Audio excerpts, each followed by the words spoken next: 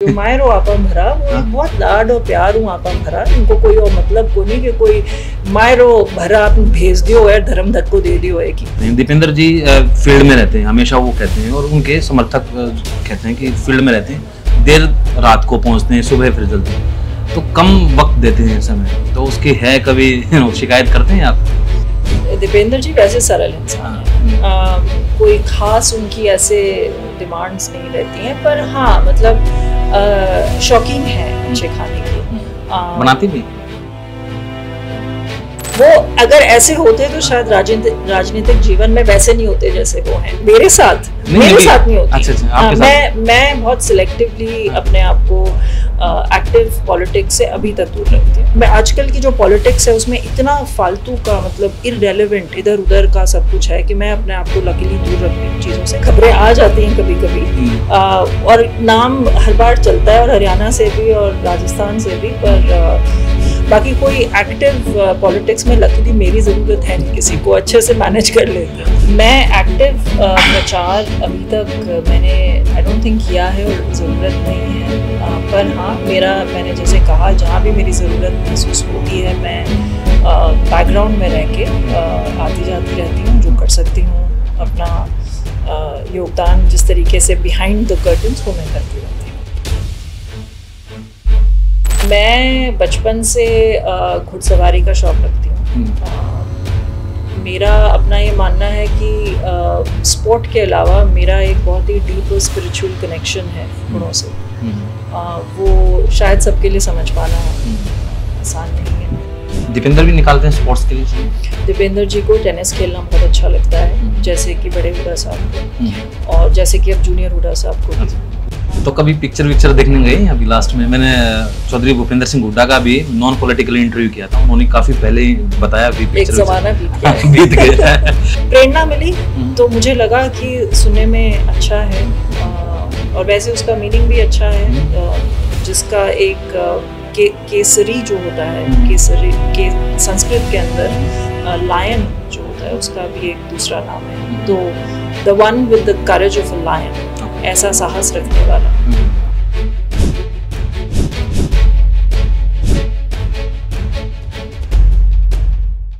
नमस्कार, मैं अनुज नरवाल रोहतकी, आप देख रहे हैं अलग हरियाणा। आज हमारे साथ खास मेहमान हैं श्वेता। आप शक्ल से देखेंगे तो बिल्कुल जान जाएंगे और परिचय की मोहताज नहीं है। राजस्थान से ताल्लुक़ रखती हैं, मिर्धा परिवार से हैं, बड़ा राजनीतिक परिवार है, और यहाँ भी हुड्डा परिवार है, और वहाँ भी आप तो दीपेंद्र सिंह हुड्डा की वाइफ हैं आप। यहीं से शुरुआत करता हूँ। आपका परिवार राजस्थान से आप ताल्लुक़ करते हैं, आपके दादाजी शायद 5 बार सांसद रहे, तो थोड़ा सा वहाँ से हम शुरुआत करते हैं आपके इंटरव्यू की। जी, मैं नागौर से हूँ।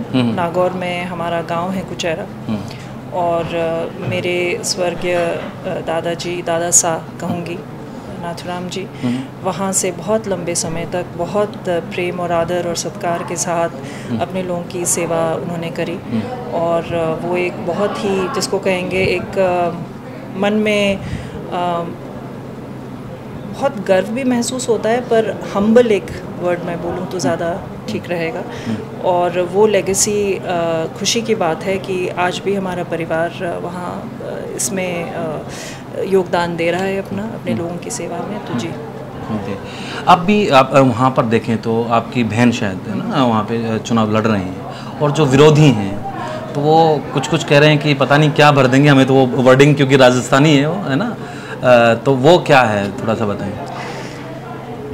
देखिए, जब कहने को कुछ कंटेंट की बात नहीं होती तो कई तरीके की बातें स्पेशली आज की राजनीति में सुनने को मिलती हैं। शायद जिसका जिक्र आप कर रहे हैं मायरा यस। तो वैसे तो खैर हमारा इंटरव्यू हरियाणा से रिलेटेड है, पर अब आपने पूछ लिया है तो आपके माध्यम से कुछ बातें ज़रूर पहुंचाना चाहूँगी। देखिए, मायरा जो है वो एक प्रथा है राजस्थान में, बड़े ही आदर और सम्मान से जब लड़की का विवाह होता है तो जो भाई होते हैं, जो परिवार होता है, वो एक तरीके से उनको विदा करते हैं बहुत ही आदर और सत्कार से, तो वो मायरा भरना होता है। तो वो एक चीज़ वहाँ पे सुनने में बार बार आ रही है कि भाई बाहर वाले आ गए इलेक्शन लड़ने और हम मायरा भर देंगे और भेज देंगे। एक्चुअली क्या है कि जो भी आपके दर्शक होंगे जिनकी बेटियाँ होंगी उनसे आप कभी पूछिए, किसी से भी पूछिए, जब बेटी की हम शादी करते हैं तो वो धर्म धक्का नहीं होता, वो एक तरीके से उनको अपने नए घर में भेजना होता है। और ना ही कभी ऐसा होता है कि वो जब पीहर वापस आती हैं तो उनका मान सम्मान नहीं होता, बल्कि बहुत चाव से कहा जाता है थोड़े दिन और रुक जा। तो ये हमारा सौभाग्य है कि इतने प्यार आदर सत्कार से पीहर से भेजा जाता है। इतना ही आदर सत्कार अगर आप एक संस्कारिक परिवार में गए हो तो बहू के रूप में फिर से बेटी मिलकर आपको दिया जाता है। तो ये इतना ही, मतलब कुछ जो राजनेता होते हैं या अपने आप को जो नेता कहते हैं उन्हें थोड़ी बड़ी सोच रखनी चाहिए और छोटी बातें नहीं करनी चाहिए।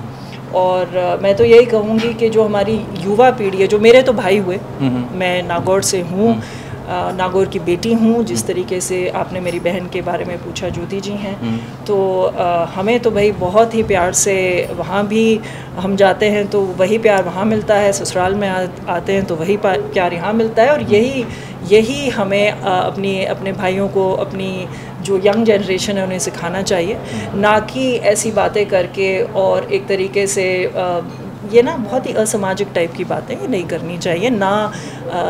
तो मायरो बढ़नो जो हुए हमारी भाषा में आप बोलिए, राजस्थानी में बोलिएगा। तो जो मायरो आपम भरा वो एक बहुत लाड और प्यार हूँ आपम भरा, इनको कोई और मतलब को नहीं कि कोई मायरो भरा आप भेज दियो है, धर्म धक्को दे दियो है कि नहीं। तो ये इस तरीके की इरेलीवेंट बातें करते रहते हैं, इसका कोई वजूद नहीं है इन बातों का। ठीक है, अब थोड़ा हरियाणा में लौटाते हैं। आज नामांकन भर दिया है दीपेंद्र हुड्डा ने, तो क्या माहौल दिखते हैं?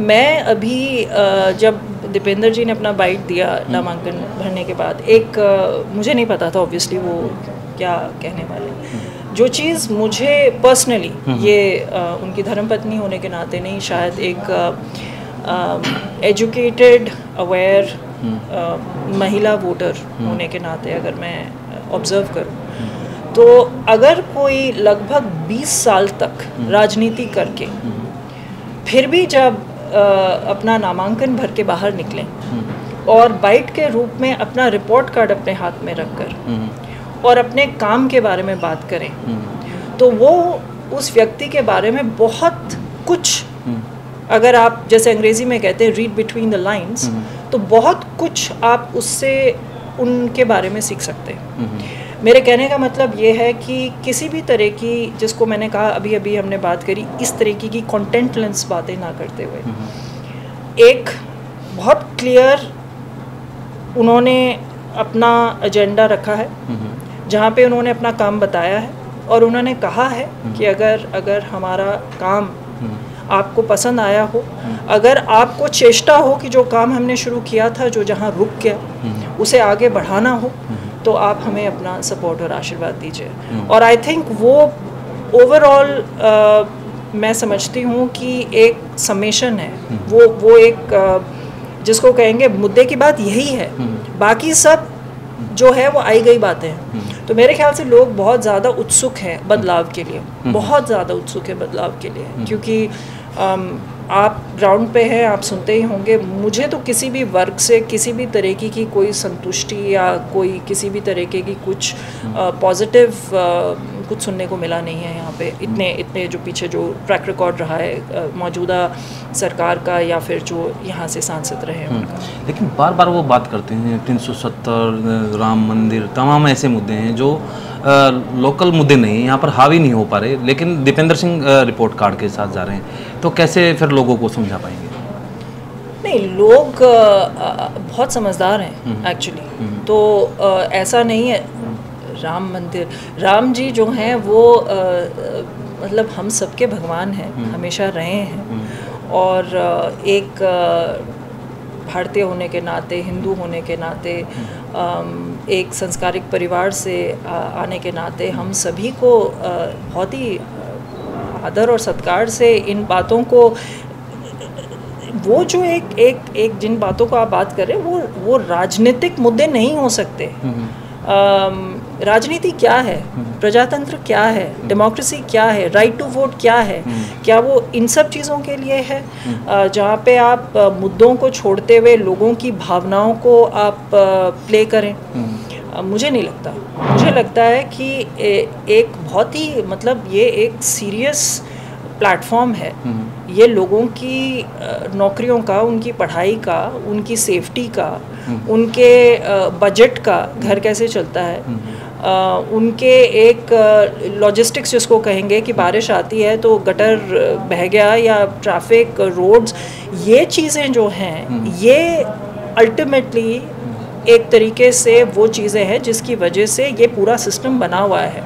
तो आप वो एक तरीके से फैशनेबल हो जाती हैं कुछ चीज़ें, बट अल्टीमेटली कोई घर में मुझे नहीं लगता कि अगर नौकरियों से लेके और पढ़ाई से लेके और खर्चों से लेके परेशान है तो वो फिर इन दूसरी चीज़ों से ज़्यादा प्रभावित। ठीक है, तो अब थोड़ा सा हम और बात करते हैं। दीपेंद्र जी फील्ड में रहते हैं, हमेशा वो कहते हैं और उनके समर्थक कहते हैं कि फील्ड में रहते हैं, देर रात को पहुंचते हैं, सुबह फिर जल्दी, तो कम वक्त देते हैं समय, तो उसकी है कभी शिकायत करते हैं आप? अच्छी बात शायद ये है कि जैसे आपने पहला सवाल पूछा था, मैं राजनीतिक परिवार से आती हूँ, तो मेरे लिए इतना मुश्किल नहीं है समझ पाना कि राजनीति एक बहुत ही ज़्यादा डिमांडिंग तरीके का काम होता है। फिर उसमें भी ना कैटेगरीज होती हैं नेताओं की। ये हमारा सौभाग्य है मेरे ख्याल से कि दीपेंद्र जी जिस तरीके की राजनीति करते हैं वो अपने लोगों से जुड़े हुए रहना चाहते हैं। कोई मतलब उनका मेरे ख्याल से 1 पॉइंट एजेंडा है कि कोई भी तरीके की दीवारें और टाइम्स और ये सब नहीं होने चाहिए। और शायद यही कारण है कि वो अपने लोगों की समस्याएं या उनके एक सर्टन ना उनका एक कनेक्शन है। वो कनेक्शन जो है, मैं तो बल्कि ये कहूँगी कि मैंने शायद कभी किसी ने पहले पूछा था और मैंने कहा है कहीं पे, और मैं उसको दिल से मानती हूँ, अपने लिए सब जीते हैं। बहुत कम लोगों को ये मौका मिलता है कि किसी और के लिए आप कुछ कर सकें। और इतनी कम उम्र में जितना काम उन्होंने किया है, जितना वो अपने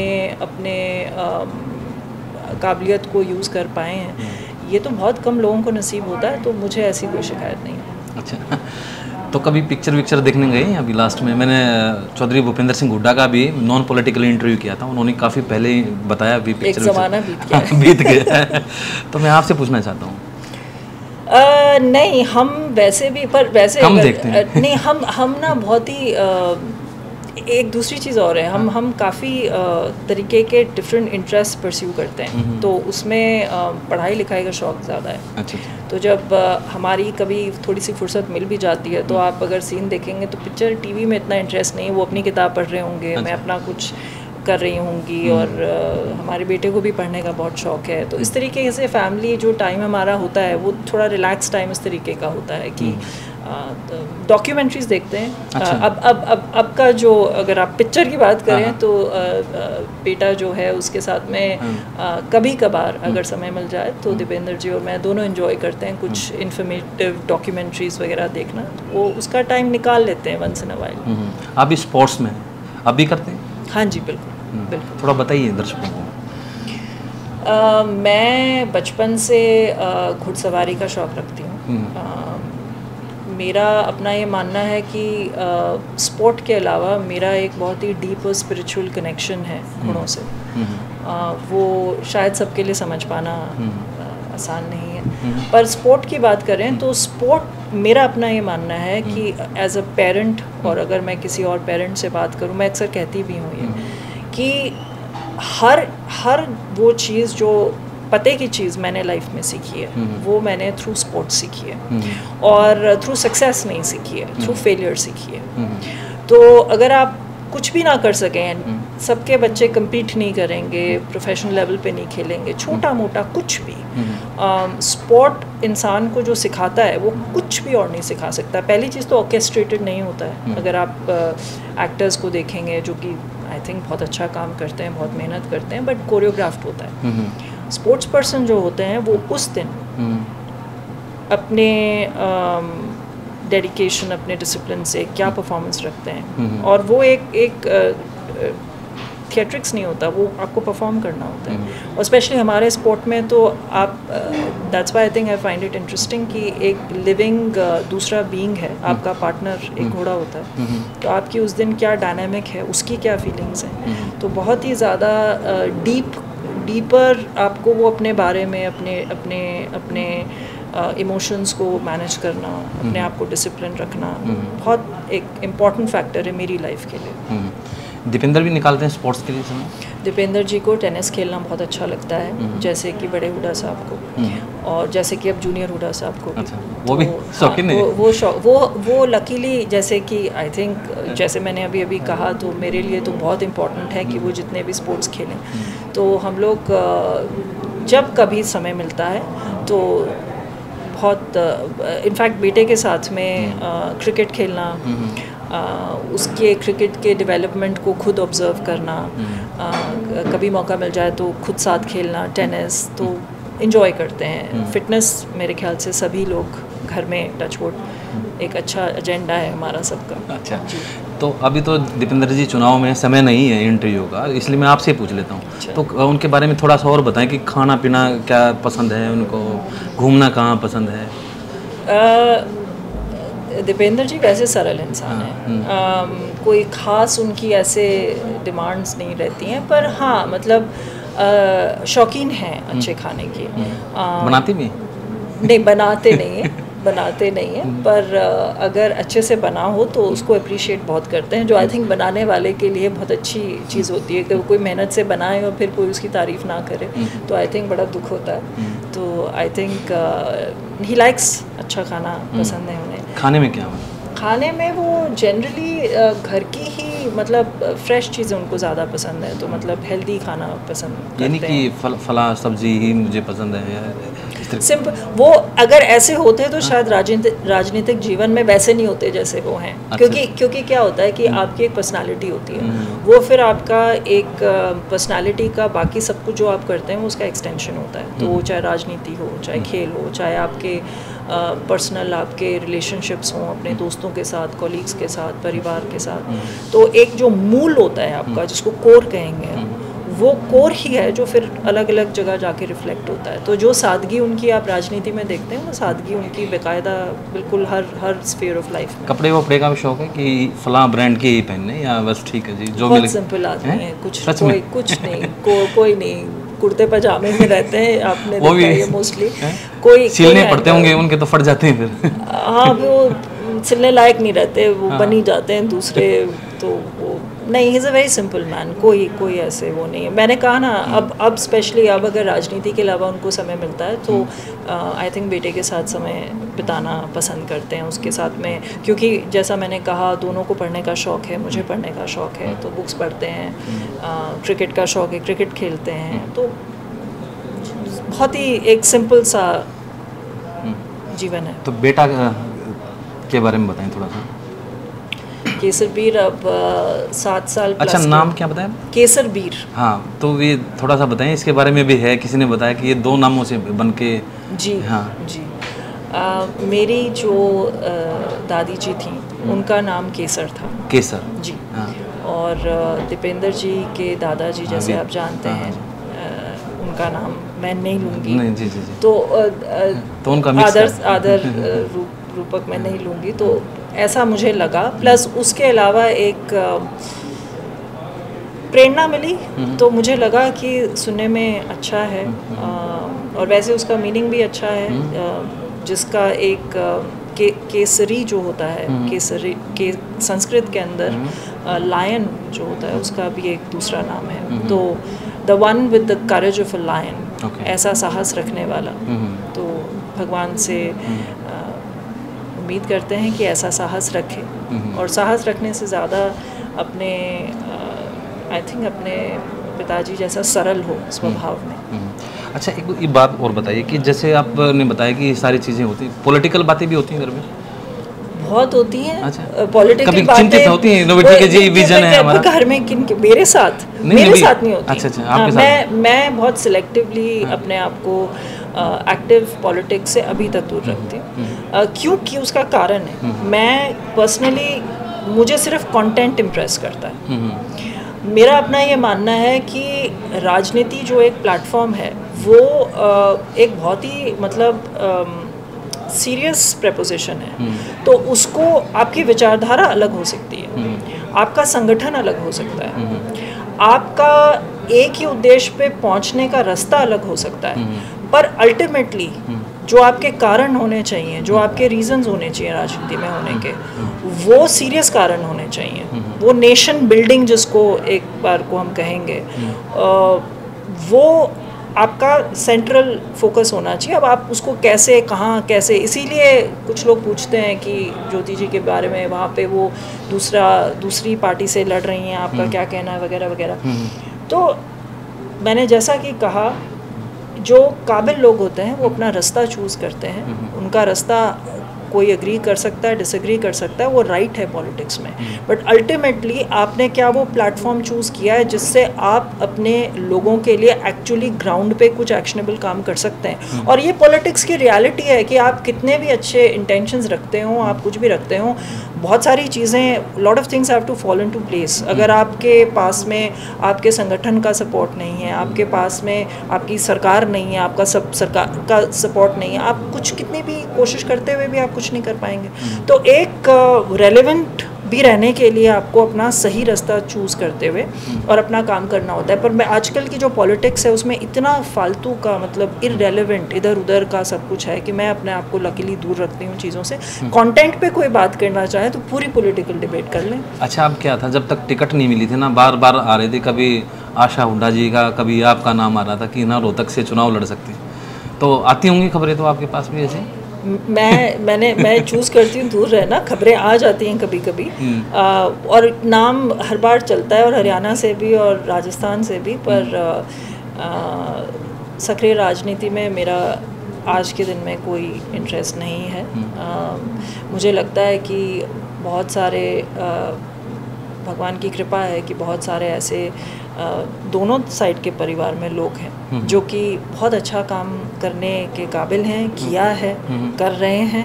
और मेरा जो छोटा मोटा योगदान कहीं बैकग्राउंड में रह के हो सकता है सपोर्ट करने का, मैं कोशिश करती हूँ। तो आप किस तरह से सपोर्ट करते हैं? तो एक तो अगर दीपेंद्र जी की बात करें तो उनसे पूछेगा, शायद वो कन्फर्मेशन वो देंगे। सबसे महत्वपूर्ण योगदान अभी अगर हम बात करें तो हमारे बेटे की परवरिश है, जिसको मैं कोशिश करती हूँ कि उस पर मेरा फोकस है। उस पर मतलब और भी बहुत सारी चीज़ें होती हैं घर में, बैकग्राउंड में बहुत सारी चीज़ें होती हैं जो हैंडल करनी होती हैं। तो मेरी पूरी कोशिश रहती है कि उस सारी चीज़ से मैं उन्हें किसी भी तरीके से चिंतित ना होने दूँ। तो मेरे ख्याल से एक प्राइमरी कंट्रीब्यूशन तो ये है। और हाँ, मुझे अगर कभी लगता है कि कुछ मुद्दे ऐसे हैं जो कि, जैसे कि मैंने कहा, हेल्थ के ऊपर मेरा फोकस रहता है, तो पेस्टिसाइड यूज़ है, या जो आजकल जो खाने से रिलेटेड जो मिलावट वगैरह की जो कुछ इस तरीके के, एयर पोल्यूशन है, कुछ ये जो मुद्दे हैं, इसके ऊपर काफ़ी हेल्दी हमारी डिस्कशन और डिबेट भी होती है। मैं अपने कुछ डेटा या फैक्ट्स कभी दूँ, मतलब इस तरीके का एक हेल्दी एक्सचेंज भी है। और वो आई थिंक सपोर्ट भी कह सकते हैं आप उसको, बिकॉज़ वो एक डायलॉग ही अपने आप में, कुछ न्यू आइडियाज़ निकलते हैं, कुछ नया काम करके देखें, इसको इस तरीके से एड्रेस करें, वो करें। तो अपना छोटा मोटा जहाँ पे मुझे लगता है, बाकी कोई एक्टिव पॉलिटिक्स में लकीली मेरी ज़रूरत है नहीं, किसी को अच्छे से मैनेज कर लेते हैं। अच्छा, बाहर रहते तो खाना घर से ही पैक होके जाता है? कोशिश करते हैं हम, स्पेशली जो सुबह जब वो निकलते हैं तो लंच तो हम घर से डेफिनेटली पैक करके भेजते ही हैं साथ में। और डिनर पे डिपेंड करता है, अगर वो जल्दी फ्री होके आ रहे हों या क्या, उस हिसाब से मैनेज करते हैं। पर पूरी कोशिश रहती है कि जहाँ तक हो सके साथ घर से जाए खाना। तो अब आप बिल्कुल फोकस बेटे के ऊपर कर रखे हैं? हाँ, बेटे के ऊपर फोकस है, घर के ऊपर फोकस है। जैसे मैंने कहा, घोड़े जो मेरा परस्यूट है वो बहुत मेजर फोकस टाइम निकालते हैं? नहीं, निकालना ही पड़ता है, मतलब कैसे नहीं, क्योंकि मतलब बहुत स्पेशलाइज्ड केयर होती है उनकी, तो करने को बहुत हो जाता है, नॉट टू हैंडल। ठीक है, तो अब थोड़ा सा कंक्लूड कर दें सारे इंटरव्यू को कि अब श्वेता हुड्डा अब भी यहाँ पे चुनाव में प्रचार करेंगी, क्या करेंगी? मैं एक्टिव प्रचार अभी तक मैंने आई डोंट थिंक किया है और ज़रूरत नहीं है, पर हाँ मैंने जैसे कहा जहाँ भी मेरी ज़रूरत महसूस होती है मैं बैकग्राउंड में रह के आती जाती रहती हूँ, जो कर सकती हूँ अपना योगदान जिस तरीके से बिहाइंड द कर्टन्स वो मैं करती रहती हूँ। इतना टाइम दिया आपने, धन्यवाद। बहुत बहुत धन्यवाद आपका और बहुत बहुत शुभकामनाएं आपको आपके चैनल के लिए और थैंक यू आप आए, आपने इतने अच्छे सवाल पूछे, thank you. Thank you. Shweta Hooda, उन्होंने खुलकर बात की किस तरीके से घर का माहौल रहता है, किस तरह से बात होती है और उनकी क्या भूमिका रहती है दीपेंद्र के पीछे, वो सारी चीज़ें आपने देखी। और इंटरव्यू कैसा लगा कमेंट बॉक्स में लिखें। धन्यवाद।